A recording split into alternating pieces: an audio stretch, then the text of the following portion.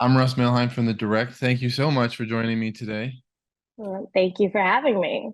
Now, I swear I'm not saying this just because I'm talking to you, but you are definitely my favorite part of the Marvels by far, and one of my favorite parts of the MCU currently. So Oh my God. I Thank know. you. I swear I'm not just trying to flatter. I just gotta speak the truth. I'll take your word for it. That means a lot. That's very sweet. Thank you. Now, on a production level, what was it like for you to transition from a Disney Plus series to a blockbuster movie? Honestly, I didn't feel that crazy of a transition. I went from Miss Marvel, and then only a couple weeks later, I went to London to film the movie. I think because the movie was like uh we weren't on location all the time or at all really, so it was nice to actually have more schedule, whereas on Miss Marvel we were like waking up at 5 a.m. one day and then 5 p.m. another day for night shoots, and then we were in Thailand to film like 2 episodes, so it was like the most hectic schedule ever. So it was nice to kind of like have routine and be in London and on the studio. And then I think the craziest part for the film was like the tech. We leveled up like crazy. I think we got to use the volume, which was super cool. It's like it really elevated the entire filmmaking experience for me. It's funny, like the most exciting scenes that you see in the movie are like probably the most boring or like technical, embarrassing scenes that we're filming in real life. It's like in front of a green screen and dead silence, and you're like dangling from a harness with dots on your face in midair, and it's just so embarrassing because you have to remind yourself, oh, you're saving the world, and but don't forget you're blocking, and don't move too much because they're going to make the background move behind you, and oh, what's it like being on an alien planet? Like how much gravity? So there's like your mind is doing like multitasking cartwheels, but with the volume, it just adds that like slight like realism, that just that little bit of realism that you need to kind of fully immerse yourself into the fantasy of the world that they've created. So that was like a very cool thing for me out of the film. What would you say would be the most surreal moment for you on set? Was it with the volume or a different moment? I celebrated my birthday, my 19th birthday on set on like one of our first few weeks of filming. And it was, we were filming the Khan family, like one of the first scenes where Sam Jackson comes into the scene. So I had Sam Jackson, Brie, Tiana, the entire Khan family, Nia, and Kevin Feige came to visit set that day. And so I had like all my favorite people in one room singing me happy birthday. And I'm an August baby, so I never get happy birthday sung to me in a big group of people because I'm never in school. So that was super weird. And like for the 30 seconds that the song was going on, I just could not believe I was there. And all these people were singing happy birthday to me and they knew who I was. It was that was probably the most surreal day ever. I can imagine that's probably a little overwhelming in the moment. Yeah. Be But then like, it all was so right, guys, give me a sweet second. because then like we had cake and we ate cake in like the backyard set of the con house, and like everyone, Sam Jackson like with his guard down. I was asking him a bunch of questions for my notebook. It was a very sweet, like wholesome environment. Many fans, myself among them, really love Kamala's original suit. Sadly, she does ditch it pretty early on in here, so I have to ask, is it safe? Where is it? Do you know It's where safe. it's It's it's safe. safe? She changed at home. If you remember, she changed into that flannel look Yeah. after. So why did she change? I don't know, but she changed so she can get a new suit. That's fair. So now she has two suits. I think it's good. We're expanding the closet a little Yeah. bit. Yeah, and clothes get dirty, you got to Don't switch get it out a little dirty. bit. Yeah. Now, Kamala's power set is obviously different than it is in the comics. Was that decision to have your powers be light based, was that made for the purpose of like the place swapping in this movie? I don't think so. I don't know actually. They Yeah, I don't know. That's a good question. I don't know if they had this movie in mind when they changed her powers. I think it was there's probably many reasons why that decision was made, but no, I'm happy with it. It's cool. We're like making these power sets together. So like me and the VFX crew are just kind of like sitting down and be like, okay, so what does it feel like? What can I do here? And especially with the movie, we're leveling her up a bit. She's better at using her power. She's better at fighting. So our stunt team and our VFX team have gotten so creative on how to use her powers to be more like to help her with parkour moves and to help her in more creative ways, especially for like teamwork fight scenes. And I genuinely believe that our film has like some of the best fight scenes that I've seen in the MCU, like especially that first one in the living room. So good, so entertaining. Um, Are you yeah. challenging Captain America? Is that what I'm hearing? Oh my God. He does have good fight scenes. I will say Winter Soldier is like some of the best. But this is fun. I had this is like as fun as the latest Guardians of the Galaxy fight scene, that like one take. That was Hmm. pretty fun too. Yeah. Now, what are the odds that we're going to see a multiverse Kamala one day that does get to stretch? Ooh.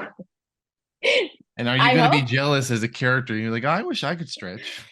I honestly am not jealous. I think those comic book powers are so amazing and they work the best in comic books as a medium.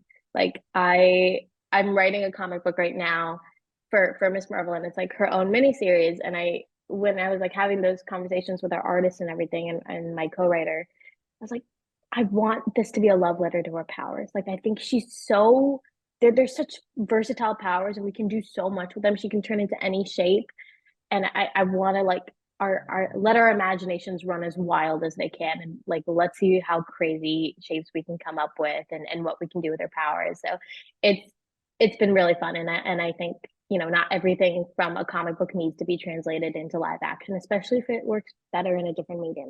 Mhm.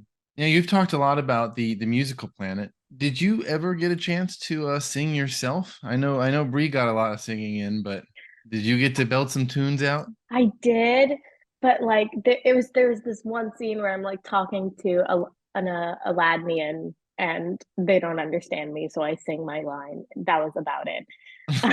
But like still, Kamala was having so much fun, like being able to talk in song, and meanwhile Monica's like, I can't keep up with this, and Carol's in her own world. So yeah, there's some scenes that I wish were still in the movie, or maybe they'll be released in an extended cut, if you will, or One something. can I don't hope. know.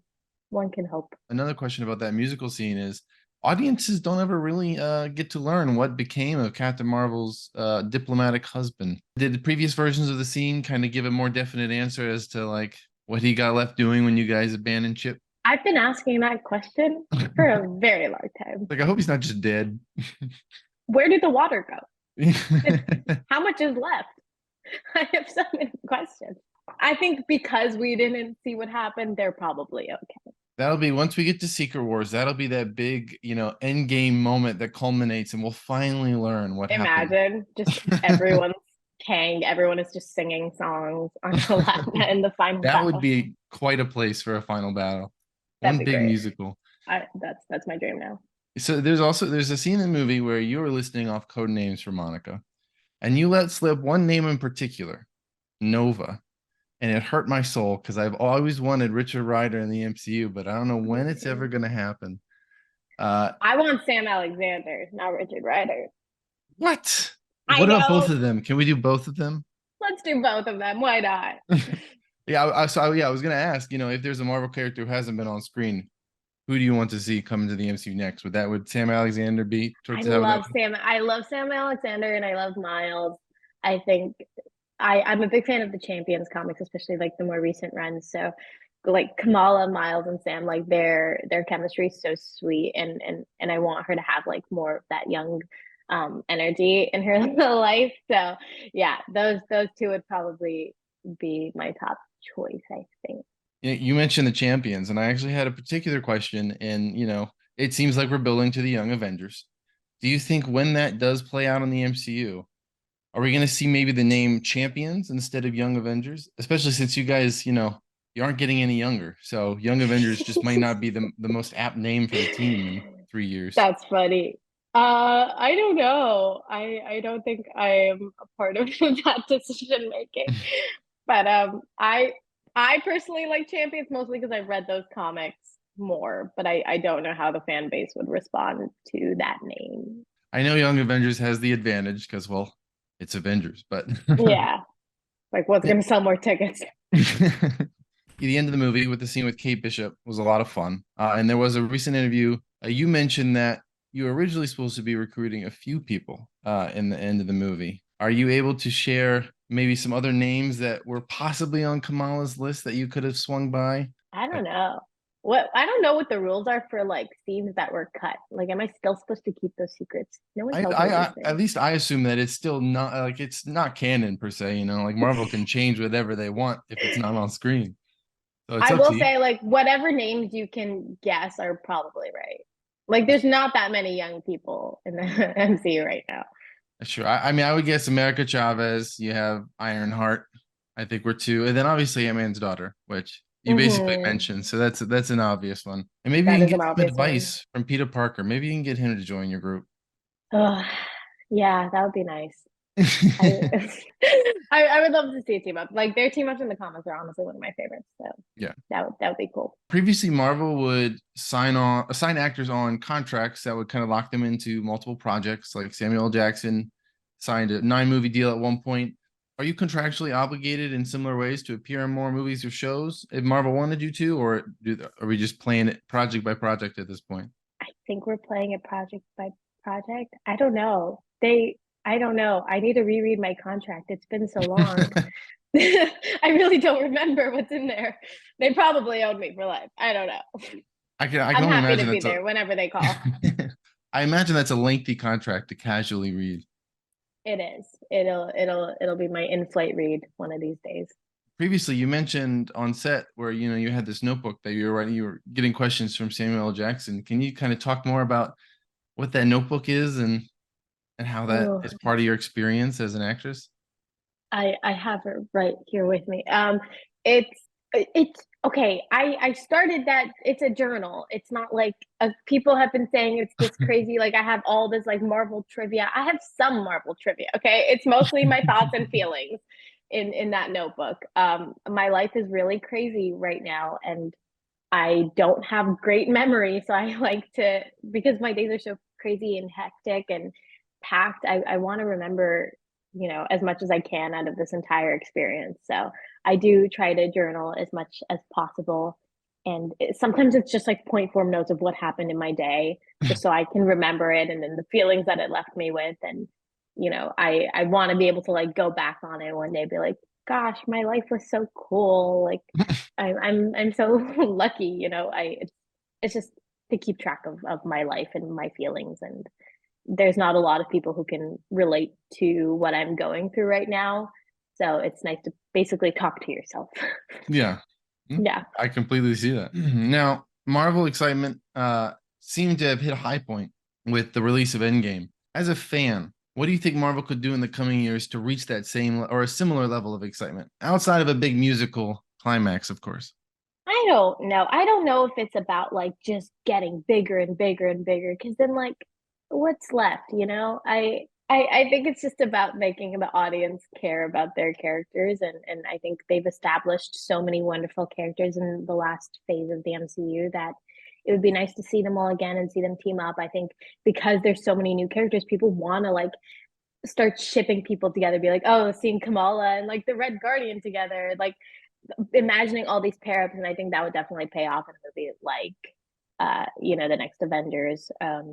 But yeah, I mean, I'm speaking as a fan, like I'm still there every Thursday night, like all the Thursday night openings of these movies, and they're just like a source of happiness for me. And the commercial success honestly doesn't determine the enjoyment of a film for me. Like I judge a movie by the feeling it left me with, and yeah, I do want to leave a movie feeling a little lighter and a little happier, and I hope the audience does too. So, Well, when it comes to team up, all pressure's on Kamala now. So is you're the it? one that you just started this Young Oh, Avengers. that's true. I guess I trust her. I think she knows what she's doing. She's got the little saber tablet. It probably has a lot of information on it that she can take. Yeah. If Miss Marvel were to get a second season, have you thought Mhm. about who you want to see her go up against villain wise? Obviously, Yes, all hypothetical because obviously nothing's confirmed, but who would you want to see? definitely Doc X. I think that's a great villain from the comics and can really resonate with I think the Gen Z audience, and it would be so interesting, like almost like a I don't know, messing with kids' psyche almost when you have like this villain who only exists on your phone and on your laptops and on all your screens that we can't avoid. I think it'd be a really interesting position to put Kamala in to like fight against something that she can't even see, right? Yeah. Yeah, that's like one of my favorite comic storylines. So I would love to see that play out. I'm crossing my fingers. I think Miss Marvel is definitely up there in terms of shows that need a second season. So There you go. You gotta tell everyone and share I your excitement about it. I think her and Moon Knight for me are the top two that I think need continuation. So you're in I good agree. company.